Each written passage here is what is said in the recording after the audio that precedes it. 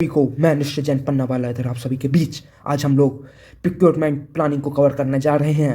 उसको पहले हम चालू करने से पहले आज हम कौन कौन से टॉपिक कवर करेंगे एक बार उसमें नज़र देख लेते हैं। आज के जो हमारे टॉपिक टू भी कवर और डिस्कस होने वाले हैं, identify the procurement need, developing procurement plan and strategy, make or buy analysis, budget and cost estimation, procurement policy and procedure, standard procurement procedure.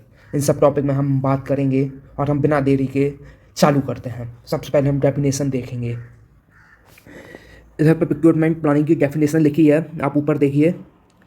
Procurement planning ensure an organization know what, when, how to procure resource. It's lay the foundation for the efficient and cost-effective procurement. What मतलब क्या क्या क्या हमें क्या चाहिए, when मतलब कब, how मतलब कैसे, procure मतलब जो बिजनेस होता है, बिजनेस लॉन्ग टर्म के लिए होता है, उसमें जो मटेरियल आता है वो होता है प्रिक्योर कर रहे हैं। जो परचेज होता है वो जनरली वन वे में होता है। जैसे कि आप ऐसे मानिए आपका कंपनी सीमेंट बनाता है, सीमेंट का रॉ मटेरियल क्या है, जो स्टोन्स हो गए या फिर राख हो गई, जिसके लिए क्या है रॉ मटेरियल है, तो कंपनी क्या है इसे प्रिक्योर करेगी। पर लेकिन सीमेंट को एक ही बार कुछ मशीन लगानी है, मतलब जो वन टाइम इन्वेस्टमेंट है, या फिर उसे लग्जरी के लिए टेबल चेयर लेने हैं, वो उसका कोर एक्टिविटी नहीं है, तो वो क्या है टेबल चेयर अगर बाई करेगा तो उसे परचेज बोलेंगे। प्रिक्योर कंटिन्यूस प्रोसेस है, वो हमेशा चलता रहेगा। परचेज प्रिक्योरमेंट के अंदर आता है। ओके, इधर आ जाइए आप। ले the foundation for the efficient and cost effective procurement. Efficient सबसे कम रुपए में सबसे शानदार काम हो। ओके, अब हम लोग दूसरी डेफिनेशन देखते हैं। Procurement planning is a process defining the goods and service or worth an organization need to acquire, determining how and when they will procure, and developing a strategy to ensure they will obtain efficiently, cost effectively in the compliance with the applicable policy and regulation. Compliance मतलब उसको अपन को करना। Okay, जब समझे ना procurement planning क्या है। Identify करना जो कंपनी की पॉलिसीज है, कैसे हम प्रिक्योर करेंगे, जो स्ट्रेटजीज को हम लागू करें और जिससे हम शानदार नतीजों को हासिल कर पाएं।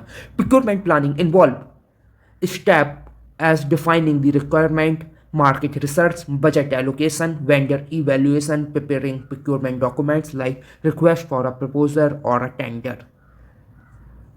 ये आपको कुछ ना कुछ इधर पर समझ आ रहा होगा कि प्रिक्योरमेंट प्लानिंग कैसे होता है। हम आगे और अच्छे से इसमें बात करेंगे। सबसे पहले identify the procurement need. What is it, जो होता क्या है। Identifying the procurement needs mean figuring out what the organization require operating efficiency. This includes goods like raw material, tools, service, IT and cleaning. जो procurement जो उसमें अपन को तय कर लेना अपन को चाहिए क्या है, अपन को चाहिए है इससे क्या चाहिए क्यों है, जिससे आपके जो ऑपरेशन है, जो आपके बिजनेस है, वो बहुत ही अच्छे तरीके से हो पाए, इफिशिएंटली तरीके से हो पाए। This include like raw material, tools like IT support और क्लीनिंग स्टाफ। ये सब प्रिक्योरमेंट का वो है। हाउ टू डू इट, इसे अपन को करना है तो कैसे कर सकते हैं।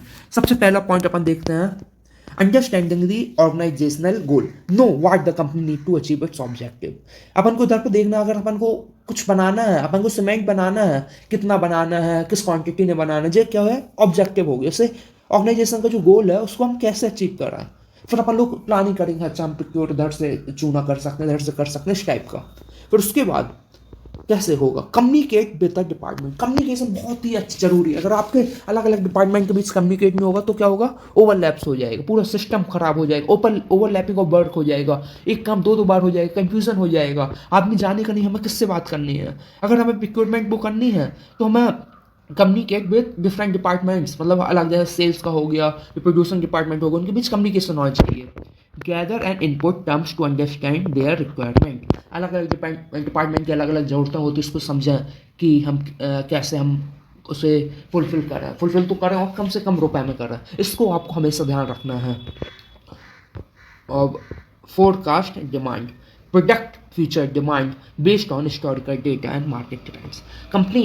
कंपनी के पास पिछले कई सालों के डेटास होते हैं आमतौर पर। जैसे कोई भी आप नया आप कह रहे हैं कि हमारा तो नया हमारे पास डेटा नहीं है, तो आप क्या करते हैं, जो फाइनेंशियल स्टेटमेंट्स होते हैं अलग अलग कंपनीज की, जो मैगजीन्स में डेटा पब्लिश होता है, उसको देख के आप लोग पता लगा सकते हैं कैसी डिमांड रहेगी, कैसा रहेगा। जो हो गया forecast demand. Example, an restaurant might identify need of fresh vegetable, new oven, pest control service. Restaurant इन सबको आइडेंटिफाई कर सकता है कि हम सब्जी कैसे लाएं, हम ओवन वगैरह हो गया, हम पेस्ट में कंट्रोल कैसे कर रहे हैं। ओके, अब आ गया क्या, अब आ गया अपना ये प्रिक्योरमेंट प्लान क्या होता है। प्रिक्योरमेंट प्लान क्या होता है? Procurement plan is a detailed document that outlines how and when to purchase the identified need. This its answer the questions like what do we need, हमें क्या चाहिए है, व्हेन डू वी नीड, हमें कब चाहिए है, हु विल प्रोवाइड इट, हम इससे कौन हमको इसकी सप्लाई करेगा। इन तीन मेन क्वेश्चंस का जवाब देते हैं। एक और क्वेश्चन है लास्ट में, how will be ensure quality and cost effectiveness, हम अच्छी क्वालिटी का माल कैसे हासिल करें और कैसे पाएं कॉस्ट इफेक्टिव और कम से कम प्राइस में।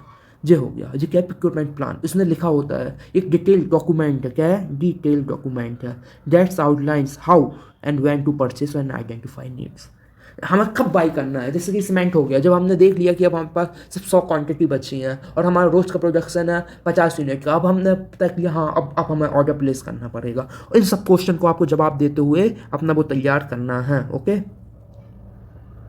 ओके, जो आपको समझ आया कि प्रिक्योरमेंट प्लान होता क्या है। ओके, चलिए आगे चलते हैं। Developing procurement plan and strategy. Procurement strategy क्या होता है? Procurement strategy is a broader approach. Which approach? Broader approach that define how to achieve the organization procurement goal. It includes क्या?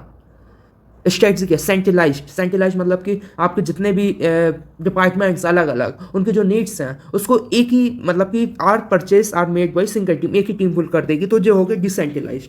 और इसने डिसेंट्रलाइज इसका उल्टा हुआ, जैसे अलग अलग डिपार्टमेंट थे जो उनकी नीड्स थे उनको क्या हुआ कि अलग अलग उनको स्वतंत्र थे, वो अपने आप से प्रिक्योर ओन परचेज कर सकते थे। ग्लोबल सोर्सिंग, ये सब स्ट्रेटजीज होती हैं बाइंग और from international supplier to reduce cost. हम ग्लोबल सोर्सिंग में जाते हैं कि लोकल सोर्सिंग में जाते हैं, ये सब स्ट्रेटजीज और भी हो सकती हैं जो हम समझाने के लिए आपको बता रहे हैं। एग्जाम्पल, कंपनी में plan to buy raw material in bulk every quarter to save cost and reduce the frequent order. Company क्या करती है, हर 3 महीने में एक साथ बल्क में ऑर्डर करती है, ऐसा नहीं करती कि हर 15 दिन में, हर 1 महीने में, एक साथ ऑर्डर करती है। इसका मकसद क्या रहता है कि हम लार्ज क्वांटिटी में बाई करेंगे तो हमें इकोनॉमिक ऑफ स्केल का बेनिफिट मिलेगा, हमें कॉस्ट कम से कम मिलेगा।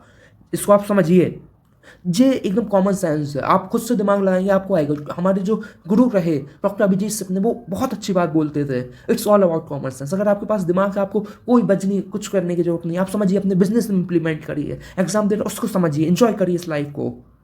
बिना रुकावट के अपन आगे चलते हैं। अब अगला अपना जो आया क्या, make or buy analysis. Make, it's a decision making process to determine whether an organization produce something in house or purchase it from external supplier. जैसे आप इसको समझिए, कई बार जैसे आपने पाव भाजी आपने बनाया, आपने सोचा कि घर में बनाते हैं, सस्ती पड़ेगी, अच्छी पड़ेगी, ऐसा होगा। आपने बनाया, इतनी मेहनत लगी, 2-3 घंटे लग गए बनाने में, और उसकी जो कॉस्ट थी वो एक्सपेंसिव पड़ी आपको। तो आपको इधर पे समझ लेना है कि जो पाव भाजी है, एग्जाम्पल के लिए होता है जो आपको एग्जाम में ही लिखना है, जो आपको समझ आए, इसलिए मैं बता रहा हूँ। जो पाव भाजी है, आप उसमें देखिए कि हम बाहर खा के हमें अच्छा टेस्ट मिल सकता है, हमारी कॉस्ट बच सकती है। तो यही हो गया कि हम खुद से बनाएं कि हम बाई करें।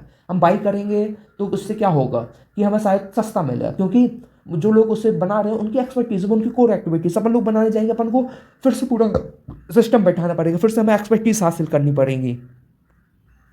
इसके स्टेप्स देखिए। सबसे पहला स्टेप क्या है, आइडेंटिफाई द आइटम और सर्विस नीडेड। सबसे पहले चिन्हित कर लें क्या हमको माल चाहिए, क्या सर्विस हमें ज़रूरत है। Compare the cost making versus buying.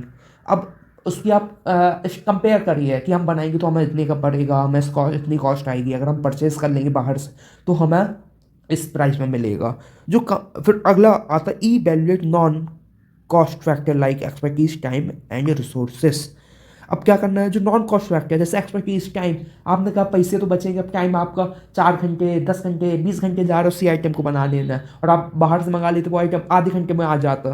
तो ये सब क्या है, आप इन सबको इवेल्युएट करिए, इन सब फैक्टर को लेके। अब उसमें देखिए कि कॉस्ट और टाइम किस में कम लग रहा है, और फिर उसके तहत आप लास्ट में क्या करना है, आपको डिसीजन लेना है। जो मेक और बाय एनालिसिस में आपको बता दिया। अब बेकरी में decide to buy a pre made cake decoration instead of making them in house and save time and level cost. इधर पर जो एग्जांपल है, जैसे कि बेकरी मतलब केक मेक की जो दुकानें हैं, वो क्या है, उन्होंने केक का बेस ले लिया और जो डेकोरेशन है वो अपने हिसाब से उसमें करते जा रहे हैं। क्यों? उनका टाइम बच रहा है, कॉस्ट बच रही है, सब कुछ बच रहा है। ओके, तो ऐसा हो गया इस टाइप के अपन को डिसीजन लेने से। मैंने मेक और बाई एनालिसिस आपको बता दिया। जो मेक और बाई एनालिसिस जो है, आपको कौन कौन से फैक्टर लेने हैं वो बताता हूँ आपको। सबसे पहले आपको क्या है, कॉस्ट। कॉस्ट आपको ध्यान में रखनी है। जो कॉस्ट है वो जहाँ पर कम से कम हो उस कॉस्ट में आपको जाना है, आपको मेक और बाई में करने के लिए। Expertise, just the company have a skill to make it. आप कॉस्ट तो कम कर लीजिए, टाइम, एक्सपर्टीज नहीं है आपकी। Okay, capacity, does the company have a time and resource to make it. Company के अंदर इतनी क्षमता है, क्या वो बना सकती है, क्या इतने रिसोर्स हैं? आपके पास मैन पावर नहीं है, आप तब भी लगे हुए बना लेंगे, ऐसा काम नहीं चलता है। क्वालिटी, जो क्वालिटी है, हम जो बनाएंगे तो हमें ज़्यादा अच्छी क्वालिटी मिलेगी, हम बाहर से लेंगे तो ज़्यादा अच्छी क्वालिटी मिलेगी। जैसे फैक्टर्स ऑफ कंसिडरेशन है, क्या है फैक्टर ऑफ कंसिडरेशन? क्या? Cost, expertise, capacity and quality. इन सब फैक्टर को देखते हुए आपको मेक और बाई एनालिसिस करना है। क्या हमें खुद से माल अपने घर में बनाना है कि हम बाहर से खरीद लें? समझिए इसको, बहुत सिंपल है। अब इधर पर हम बजटिंग एंड कॉस्ट एस्टिमेशन आपको बताने जा रहे हैं। एक बार बजटिंग की अपन डेफिनेशन देख लेते हैं। Budgeting is about allocating the fund for the procurement activity. It's ensure the organisation does not overspend and stay within a financial limit. Budgeting क्या है?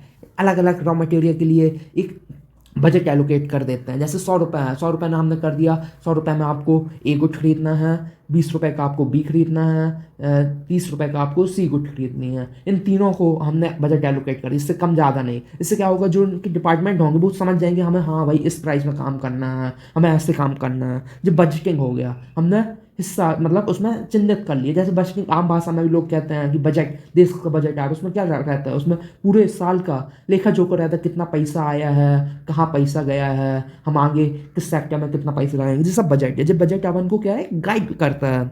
ओके, अब cost estimation. Cost estimation involve projecting how much procurement bill cost. इसमें क्या होता है, जो procurement है उसमें कितनी कॉस्ट अपन की अंदाजा लगाते हैं, फ्यूचर मतलब कि आगे को लेके। जो इधर पर आप देखिए, दो टाइप की कॉस्ट होती हैं, एक होती है डायरेक्ट कॉस्ट, एक होती है इनडायरेक्ट कॉस्ट। जो डायरेक्ट कॉस्ट होती है, cost of the goods and service. Indirect cost होती है cost like transport, storage and taxes. ये सब इनडायरेक्ट कॉस्ट हो गई।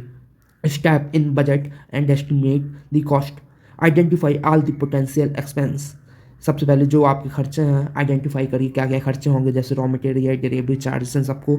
Use past data and market research to estimate cost. जो पुरानी डेटास हैं, मार्केट रिसर्च करिए, उससे आप अंदाज़ा लगाइए, एस्टिमेट करिए क्या कॉस्ट आएगा। जो तीसरा है, ये जो तीसरा है, ओके, तीसरा का क्या, build a contingency fund for the unexpected cost.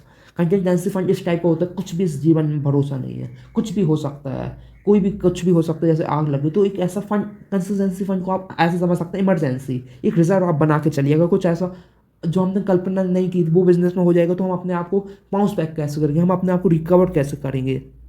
Uh company is Our company is planning to buy laptop for its employee would include the price of laptop, shipping fees and installation cost in the budget. Company अगर laptop by करने जा रही है, उसमें क्या, employees के लिए price of laptop, shipping fees कितनी आएगी और उस इंस्टॉल कॉस्ट कितनी आएगी, ये सब आप बजटिंग और कॉस्ट एस्टिमेशन से काम किया जाता है। अब हम आपको बताने जा रहे हैं procurement policies and procedure. Procurement policies क्या होता है? These are the rules and guidelines that an organization follow during the procurement. They will ensure fairness. क्या इंश्योर करती है? फेयरनेस, ट्रांसपेरेंसी, स्पष्टता, कॉम्प्लीहेंस, मतलब जो नियम कानून है उनके साथ काम हो, ये सब बाकायदा हों। की पॉलिसीज इंक्लूड्स एथिकल प्रोक्योरमेंट। हम जहाँ से प्रोक्योर कर रहे हैं वहाँ पे हम अपने निजी हित के लिए फेवरेटिज्म, परिवारवाद हो गया, दोस्तवाद हो गया, नेपोटिज्म हो गया, उन सबको ना लाएं। हम कंपनी को उससे देखें, कंपनी को क्या फ़ायदा देगा, हम उसमें जाएं। हम ऐसा नहीं कि हमारे चाचा का लड़का है, हमारा भांजा है, वो महंगा दे रहा है, हम तब भी उससे बाई कर रहे हैं, ऐसा नहीं होता बिजनेस में। परिवारवाद आप अपने घर में रखिए। सस्टेनेबिलिटी, हम आज का सस्टेनेबल का ज़माना है, आजकल हर कोई सरकार हो गई, कई ऑर्गेनाइजेशन हो गई, सस्टेनेबिलिटी को प्रमोट कर रही हैं। तो हम ऐसा देखा है कि हम सस्टेनेबिलिटी की तरफ कैसे जा सकते हैं। जैसे prepare eco friendly and socially responsible supplier. हम ऐसे सप्लायर देखें जो सर्कुलर जो इकोनॉमी होती है उसमें काम कर रहा हो, रिसाइकलिंग यूज उसमें काम कर रहा हो, सस्टेनेबिलिटी होगी। Conflict of interest, prevent employee from a favoring supplier they may have a personal relationship with it। Conflict of interest हम ऐसा ना हो, समझा। अब इधर पर हम प्रोक्योरमेंट प्रोसीजर में एक बार देख लेते हैं। Procurement procedure refers to systematic process and organization follow to acquiring goods and service or work to ensure transfer efficiency compliance। Okay, लगभग यही है जो प्रोसीजर है, उसकी एक प्रोसेस होता है, हम आपको उसे बताने जा रहे हैं। तो आप समझिए, बेसिक है, एकदम कुछ मुश्किल नहीं, आप सब सुनिएगा मेरे को। जे इधर पे आ गया स्टैंडर्ड प्रोक्योरमेंट प्रोसीजर। सबसे पहले आइडेंटिफाई नीड करो, हमें चाहिए कि हम कैसे उसको वो करेंगे। आप इसको रीड करिए अपने हिसाब से, सिंपल लिखा हुआ है। Determine the specific goods service और वर्क रिक्वायर्ड, ठीक है। Consult the stakeholder department, define specification, okay. Approver, जो आपका जो टॉप मैनेजमेंट वो उसके पास अप्रूवर लगेगा, आपने तो चिन्हित कर लिया पर लेकिन उनके पास बजट है कि नहीं।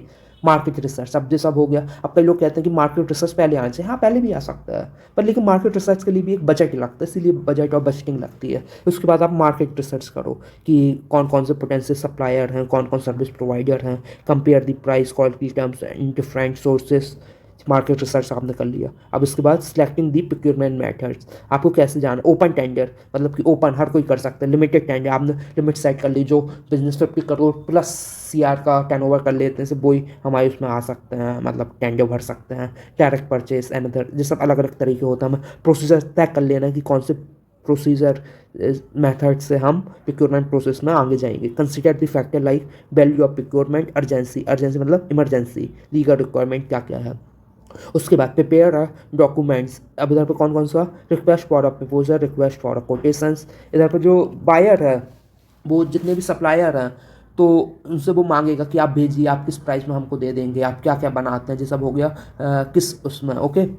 Includes detail scope work criteria, ये सब आप उसको बता दीजिए कि हमें इस टाइप का चाहिए, ऐसा चाहिए वैसा चाहिए, ओके। अब जो अपना 6th है ये क्या है, इशू। अगला क्या है, issue solicitation, okay. Advertise the procurement opportunity, public, जैसे सरकार के भी पोर्टल्स होते हैं, हर स्टेट गवर्नमेंट का होता है, हर उसका होता है, आप उसको चेक करिए, आप वहाँ पर लिस्ट कर दीजिए। ऐसे कई स्टोर बने रहते हैं, आप बता दो उनको कि हमें ऐसा चाहिए, इस टाइप का चाहिए, ओके। स्पेसिफिक गाइडलाइंस और सबमिशन, आप ये सब भी उनको बता दो। फिर उसके बाद आपको इधर पर क्या है, इधर पे क्या, receiving end evaluating the proposal. अब इधर पे क्या है, जो आपके सप्लायर्स और वो थे उनने आपको प्रपोजल भेज दिया, हाँ भाई हम आपको इस प्राइस में दे देंगे, उन सबको आपको कलेक्ट कर लीजिए और देखिए। फिर उसके बाद assessing the submission and based of pre defined evaluation criteria, price quality technical complaint, जो आपके वो पॉलिसीज और प्रोसीजर थे उसके तहत आप काम करिए, ऐसे नहीं कि आप अपने मन से काम कर रहे हैं। फिर उसके बाद ना जो 8वां स्टेप्स आता है वो होता है वेंडर सिलेक्शन। अब इधर पे क्या है, आपने वेंडर सिलेक्ट किया, आपने कहा हाँ भाई बार वेंडर अच्छा है, ये अच्छा है, ओके, आपने सिलेक्ट कर लिया। अब क्या है, negotiation and about of the contract, ये 9। अब जो आपने वेंडर सिलेक्ट किया है आपको उससे बार्गिंग करनी है, आपको उससे मूल भाव करना है कि हम कम से कम प्राइस में शानदार काम हो, सबसे अच्छी क्वालिटी का काम हो, काम ऐसा हो कि लोग बोले हाँ भाई इसने काम किया है, मुफ्त कहीं खा रहा है। तो ये क्या हो गया, नेगोशिएशन द कॉन्ट्रैक्ट, ओके।